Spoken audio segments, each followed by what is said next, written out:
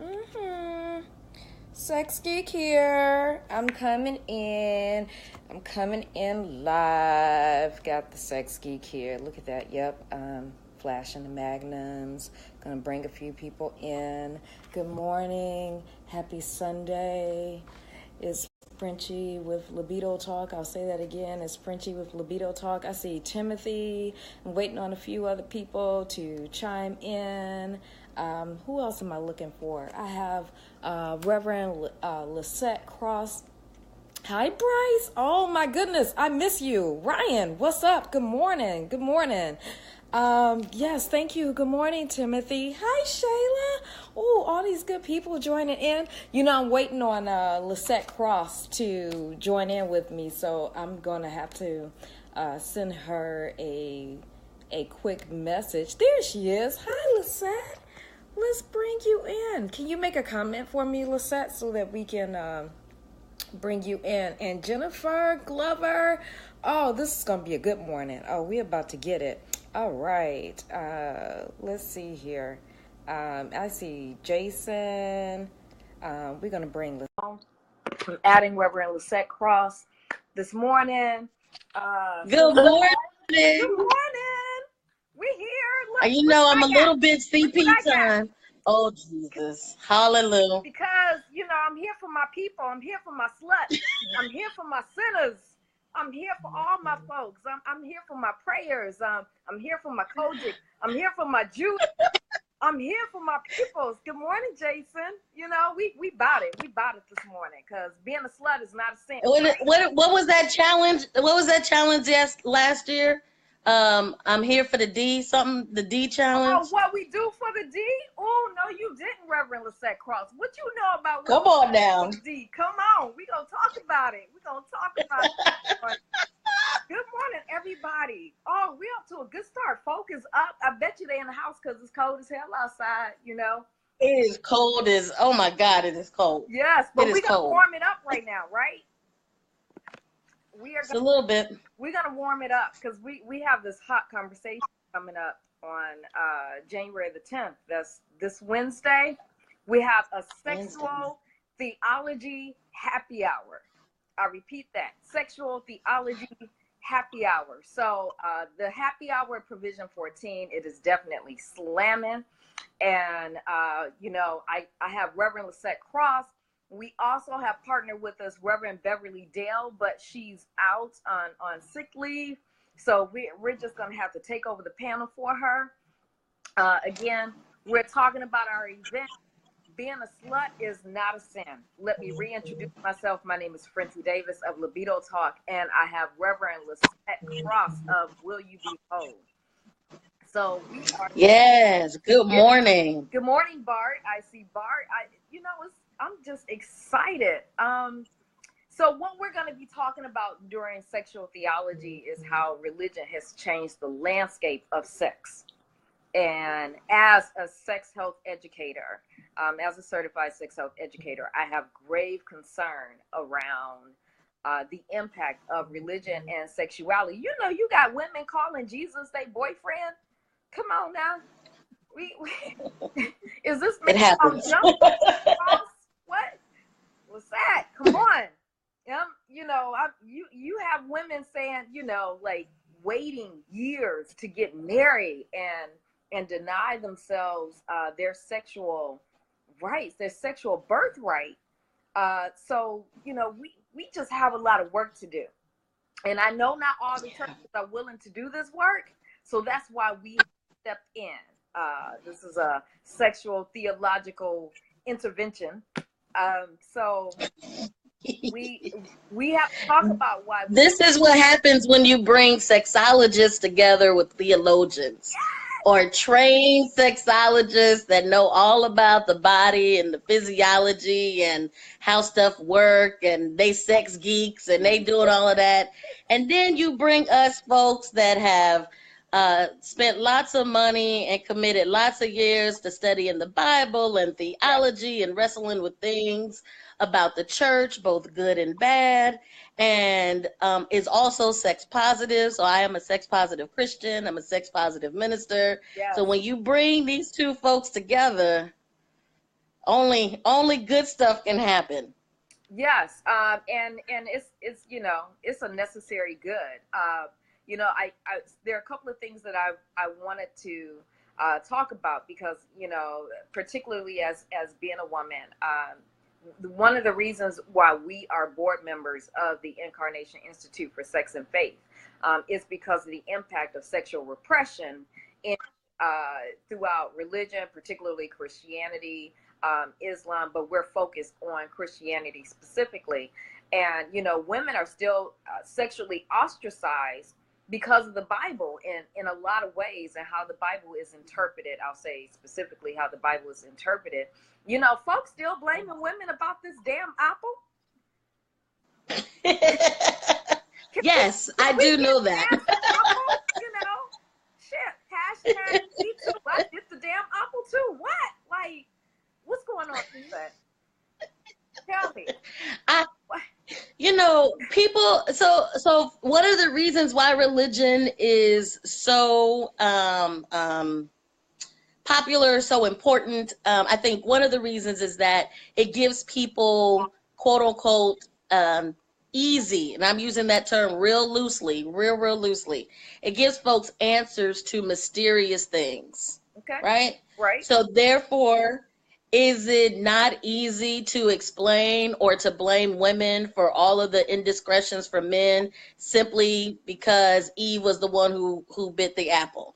That is a very rudimentary yet simple answer that religion has provided that folks like to run with. It can also be seen as the religious or theological justification for patriarchy, right?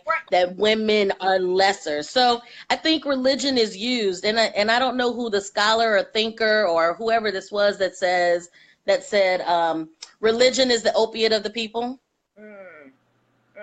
Right? So I mean, I'm just saying, because gynecologists, they know a few things too, but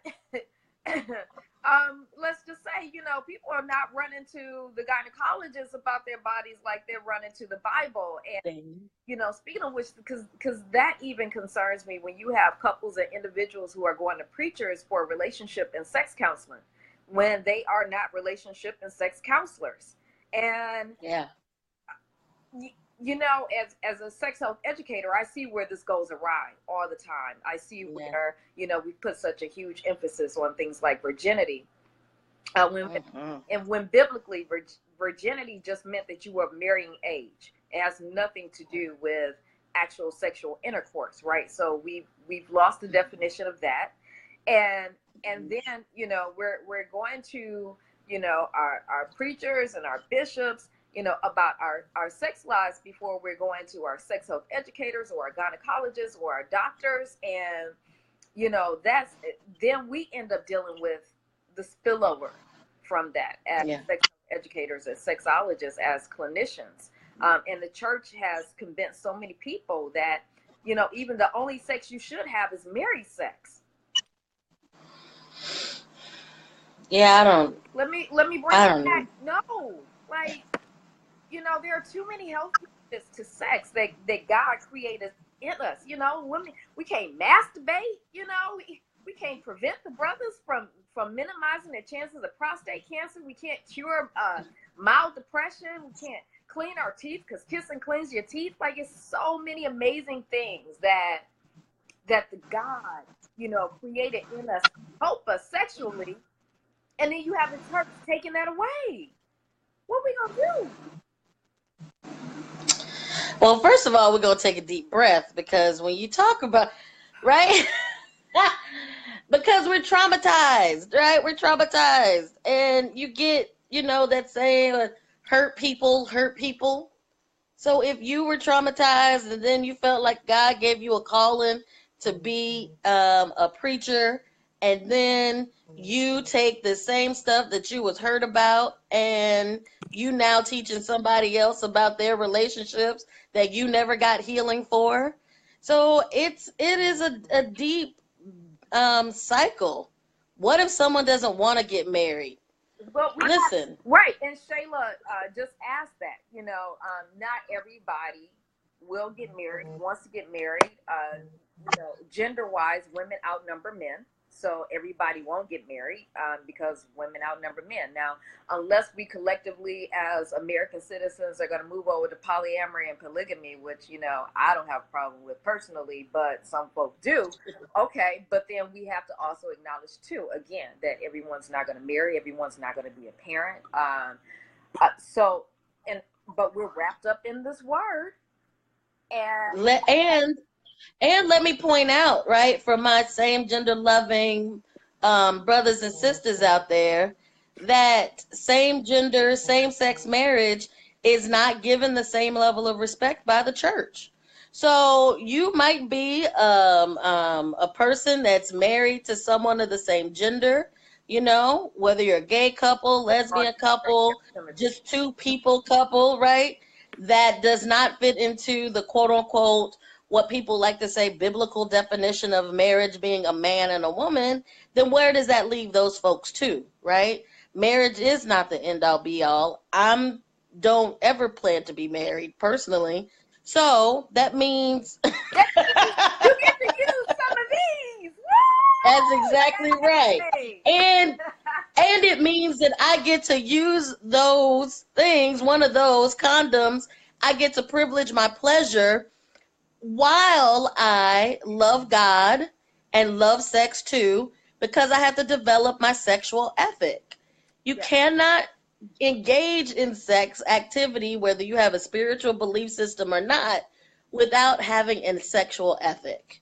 And that's where the church fails us. That's where religion fails us, and not bringing in all of the amazing stuff that sexologists, sexuality educators do with this reality that as human beings, we're all trying to figure out, how do we connect to that which is bigger than us? Whether that is Christianity, Judaism, Buddhism, it could be humanism, it could be atheism, it could be agnosticism, but all of us are trying to figure out, how do we quote unquote live as good people in the world, right? And that ain't always religion, even though religion has tried to co-opt that. So let's get our sexual ethic together. Let's embrace being a slut and being a sinner, and that way we throw off everybody else's dictates on us and our bodies and our activities. And even more so, that's a radical thing to say for a preacher. I will say that. Is, but even more so if we ended the labels, right? I mean, we call this event being a slut is not a sin. Because I'm what we're really saying is, and I don't want people to get too wrapped up in the word slut, right? But what we're really saying is that being a sexual being is not a sin, and that we are born sexual beings. Our body is designed in our sexuality. It is who we are, and if we consider that God is of our sexual essence, that is the most spiritual connection that you can have when you are connected to somebody, and particularly as people of color being sexually repressed since the existence of our origination in this country, on this continent, and then we're caught and intertwined in this religious iconology that's trying to separate the sexual being, our sexual spirituality that we are. And that's a very dangerous, risky thing, So we really, and as you being a reverend, as a theologian with a master's degree, I mean, I try to make sure that as a sex health educator that I'm bringing in healthy, sex healthy, positive individuals who have expertise to dialogue in this space, because how do we separate patriarchy and religion from the truth of spirituality and sexuality? Because there's so much, I mean, if we think about how women are still ostracized in the Bible, like, it's concerning when we don't have the history and the context of the word and how it should be, so it's just so fundamental that we start having more conversations, and it's fundamental that the church starts building language around us as sexual beings. We cannot Mm-hmm. Mm-hmm. live like this. I hate to see people disenfranchised from the church because they feel like the sexual self doesn't fit with their spiritual or religious self. Mm-hmm. Mm-hmm. It's not separate, Yeah. right? I don't. So, I mean, so for folks listening, watching, I pastor a church. I'm proud to say I'm pastoring a sex positive church. And what I realize that means when I make that statement is that I am leading people and we are committed to both deconstruct all of the stuff that Frenchie, that you're pointing out, all of this religious baggage, all of the suppression. So we had to deconstruct that stuff and then reconstruct our own sexual theology, our own sexual ethic, our own understanding of our bodies and of God and of the Bible, right? And that reconstruction process is scary as hell. It is. People are so afraid to let go of the things that they've been hearing since they were knee high to a grasshopper. So some of the things that you and I are like, of course, being a slut is not a sin. It literally incites deep emotional feelings in people, So right? let me interject because we already have some people saying that, you know, what we're saying is wrong. And you know, when you embrace your religion, I understand that it's an uncomfortable space to be in. But for those who are uncomfortable with this dialogue right now, I'm gonna need you to wrestle with it. And I'm not saying anything that doesn't have any scientific grounding. I'm not saying anything that I have not taken out of context in studying Greek, Hebrew, and the Bible in its 90 translations. So before you say that we're wrong, I need you to wrestle with things.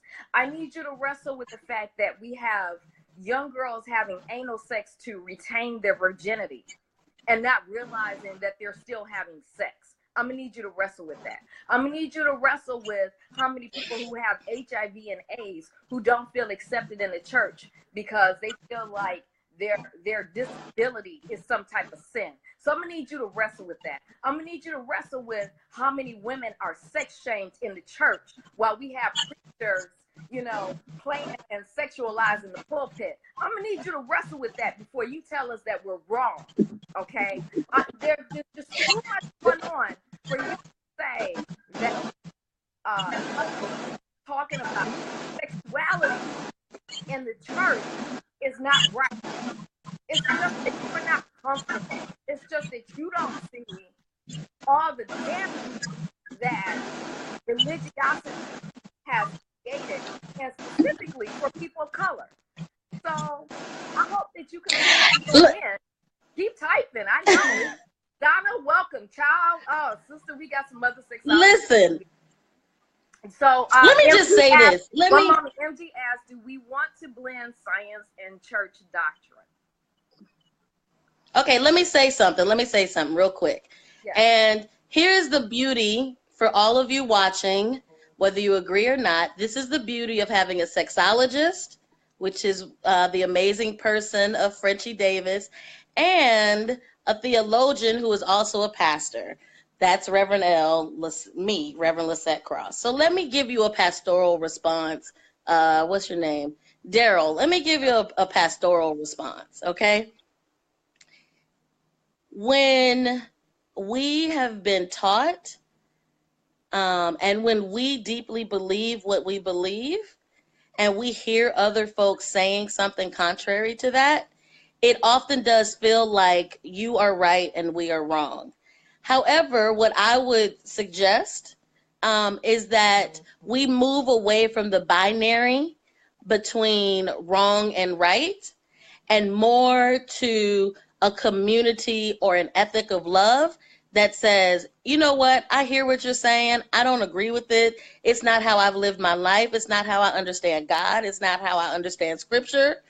And I may not have been aware of all of the health perspectives, right? All of the physiological things that theology and religion was not ever set up to cover or respond to. So our faith beliefs and our understandings of who God is are very valid and strong. And myself as a pastor and Frenchie as a sexologist, we're not trying to change anybody's belief system. So it's cool. But I'm gonna say this, that this conversation engages and it taps into our deeply emotional feelings, which does want us to say, you got to believe exactly what I believe, and I got to believe exactly what you believe. And that's not how we be in community or in right relationship with each other. And the foundation of sex is relationship. So that's my pastoral response to this. And I will just say that as Frenchie and I continue the conversation, hopefully folks will listen and understand that this overlapping of sexuality and spirituality gets us all riled up in all kinds of different ways. And listen, I know Frenchie, she's strong enough to handle it. And Frenchie knows me and knows that I'm strong enough to handle it. So we appreciate you, Daryl, and we're going to keep on engaging you and engaging the others that are watching our conversation. So go ahead, Frenchie. It's so funny. We have a few jokes in here. I don't want to burn in hell. And the very fact that people are truly under the impression that if they are sexual beings and that they sexually express themselves outside of marriage, that there's going to be a religious consequence. That is scary in and of itself, because there's nothing more godly and more powerful than the human connection. Are we asking that religion combine science? I am asking that religion stop repressing science, because religion has been so politicized that it has repressed science and it has repressed our sexual selves. And so we do need to address that. The church has been wrong about a lot of things. The sexual repression in the Catholic Church that has forced priests to be celibate when it is not natural, and then you get the deviant behavior of child molestation in the church because the church is wrong. And if we do not acknowledge the sexual being in people, we will continue to get deviant behavior. And so we can't, until we start having these dialogues, until the more that we work with churches. If you want us to come to the church and we will talk, we are there in support. And this is a loving calling out. This is not just a calling out, but again, when we see the consequences of sexual repression and what it is doing to us as spiritual sexual people, what it is doing to young people, how it is minimizing the population in the church. I mean, Reverend Lissette, how many men do you have in the church? Is the population of men equal to the population of women? And if not, considering that man has so much reign over the Bible, why aren't there asses in the church? Can we ask that? What is really going on? I know that in Black church, that's my area of research and scholarship. That's my area of experience. That the statistics tell us the Black church is made up of 80% women. So the reality is that even though the church is made up of 80% women, the way that the Bible has been taught is that those women, us women, like I consider myself a Black church woman, like we give up our power to the men in the church, right?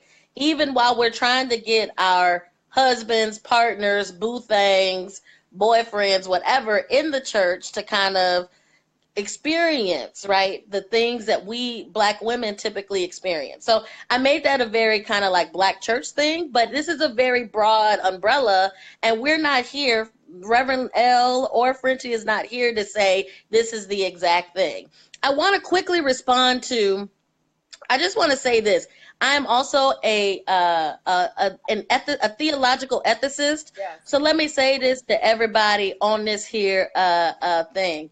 If you sincerely, deeply believe that the Spirit of God and the will of God is directly contained in the Holy Bible, then by all means live by that.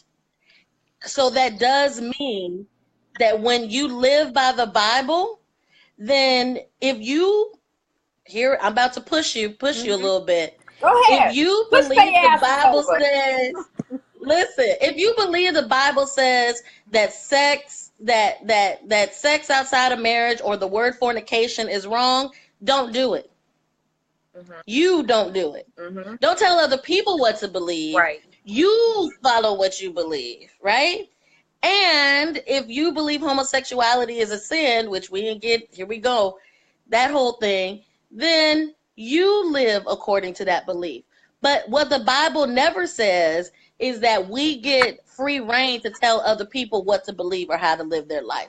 In fact, Jesus would suggest that the whole point of our being in this world is to show love. And to show love means to radically accept other folks, even when we don't understand them. So that's my preaching moment for the day. I think that You have Cheryl. She said theological ethicist. Yeah, that's what happens when you have a master's degree in theology versus somebody being appointed, right? So your response and your historical context are very, very different. And then there's this debate between, I'm not sure if you can see this, between MG and Donna. And MG is saying that the point of science is to kind of alleviate the concept of God. I consider myself a sexuological scientist, and I'm not trying to alleviate God whatsoever. That may be what some scientists do. I believe in a spiritual higher being, and as do many of the other scientists that I know. And if I didn't believe in it, we wouldn't be having this dialogue. I wouldn't be having this event. Being a slut is not a sin. So I can certainly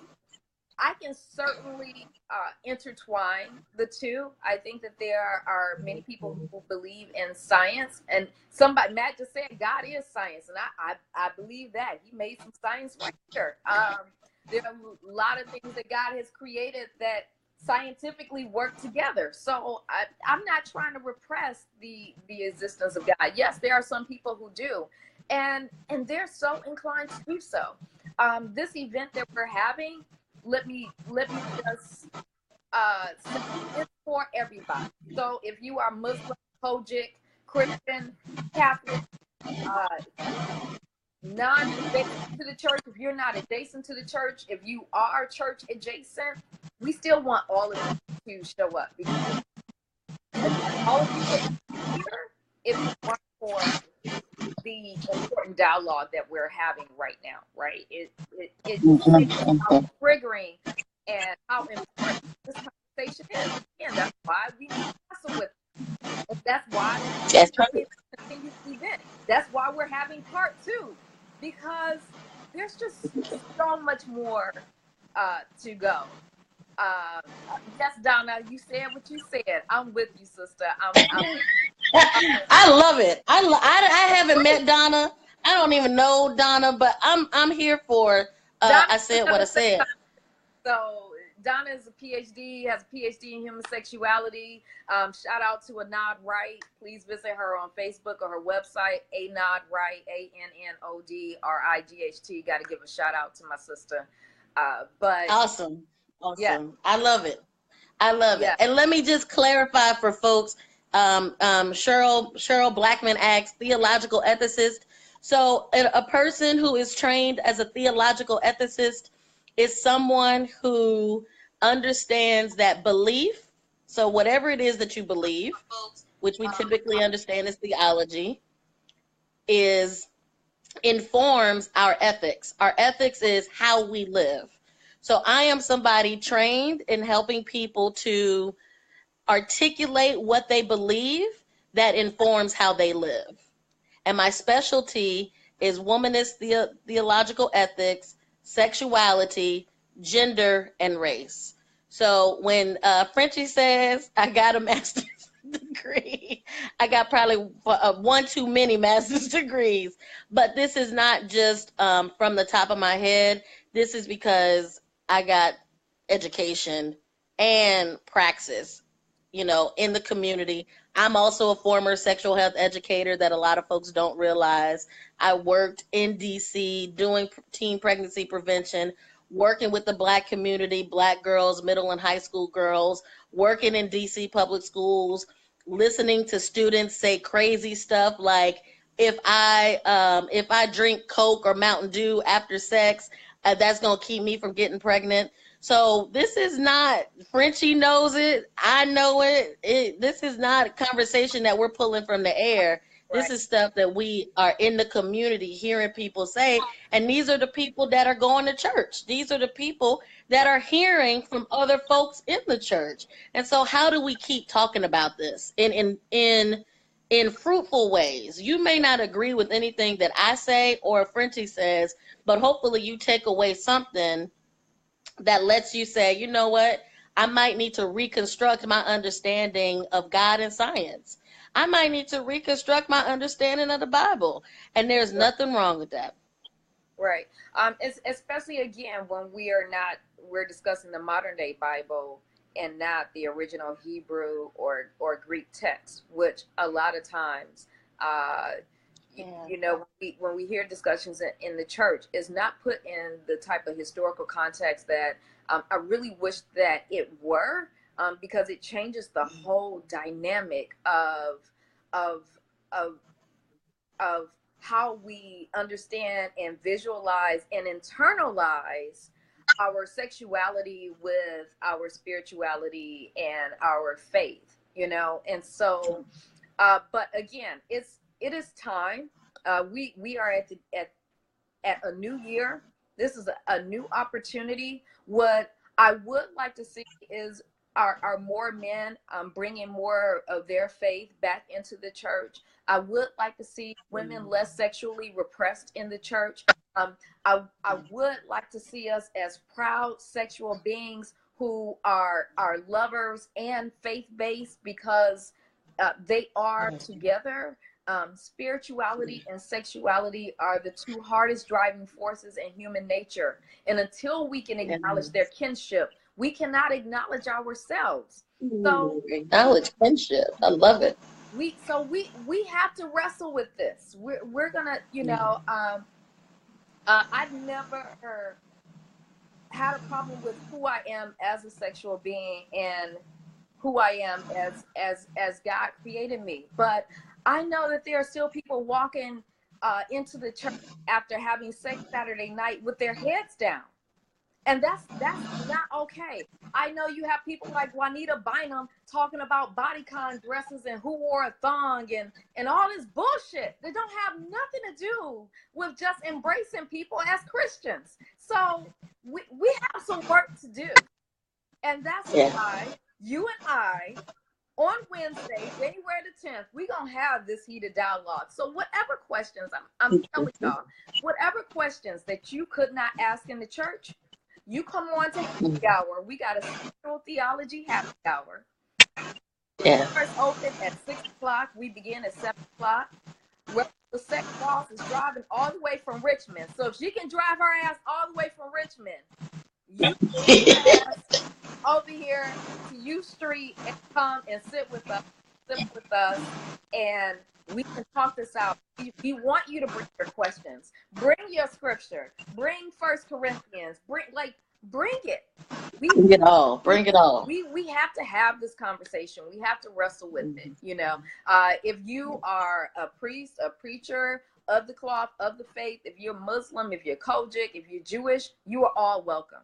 If you're not, if you're atheist, if you're a non-believer, if you're a non-conformist, you're welcome. Why? Because that's what faith and spirituality is really supposed to be about in the first damn place. So, again, Wednesday, the link to get your tickets, let me say this too, all donations, whether you come or not, all the funding goes to the Incarnation Institute for Sex and Faith. We are over the sexual repression that the church has created. It is time. It is time.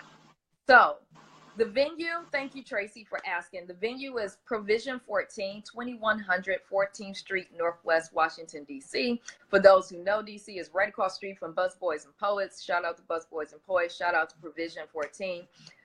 We have sponsors. I have some amazing sponsors. I have Bite the Fruit. Shining Heart is one of our sponsors. I have Enjoy Sex Toys. You know, I'm always fucking around. I stay prepared. What? You know, come get what you need. I have women condoms. I have male condoms. I have female condoms. Come get what you need. Get the spirit, get the word from Lisette Cross, and get the education and the support that you need to go along with that word. That's what we're saying. So January 10th, we're going to wrap it up. You know, hopefully we woke y'all up this morning. I'm glad you guys stuck around. Spread the word. Again, we are Incarnation Institute for Sex and Faith. I'm not keeping any of this. It goes to this organization so that we can continue to do the work. So I know awesome. You know we're gonna have to come back next week and talk about what happened on Wednesday, because some of these we are either people can't show because they're not in the vicinity of the area, or they can't make it. So we're gonna have to come back and talk about it some more.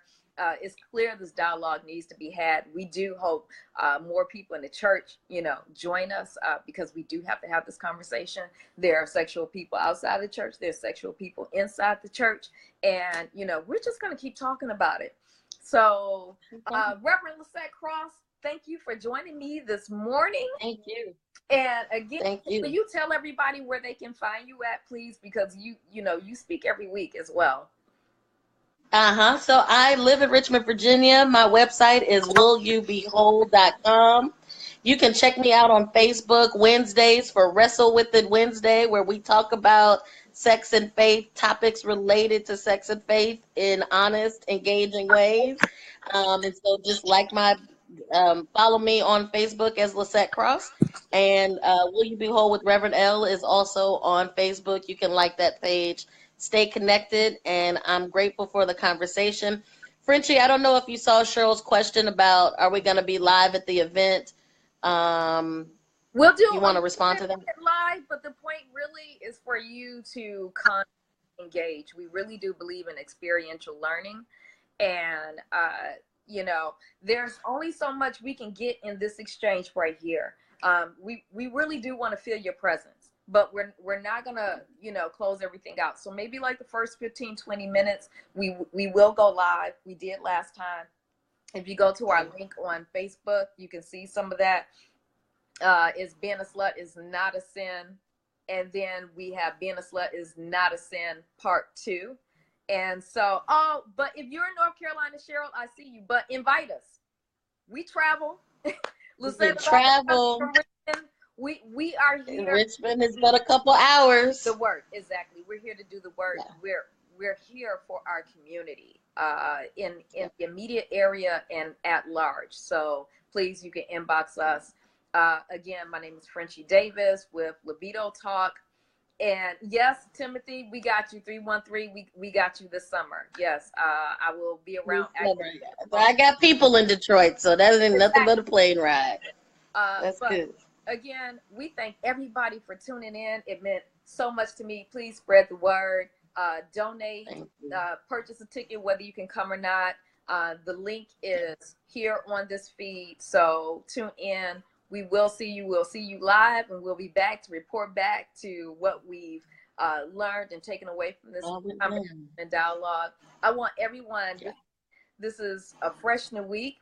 Have a beautiful, beautiful week. We hope to see you on Wednesday evening. Doors open at 6. We begin at 7. So they give you a little time to get through rush hour. And then we got some great happy hour drinks for you as well. So that's it. Awesome. We are tuning off. I love you all. Yeah. I thank you for allowing me to take some time of your morning. Let's start the week off right. Remember, be safe. And most importantly, be loving. We thank you both. Me and Lisette, thank you both. We'll see you on Wednesday. Bye. Bye.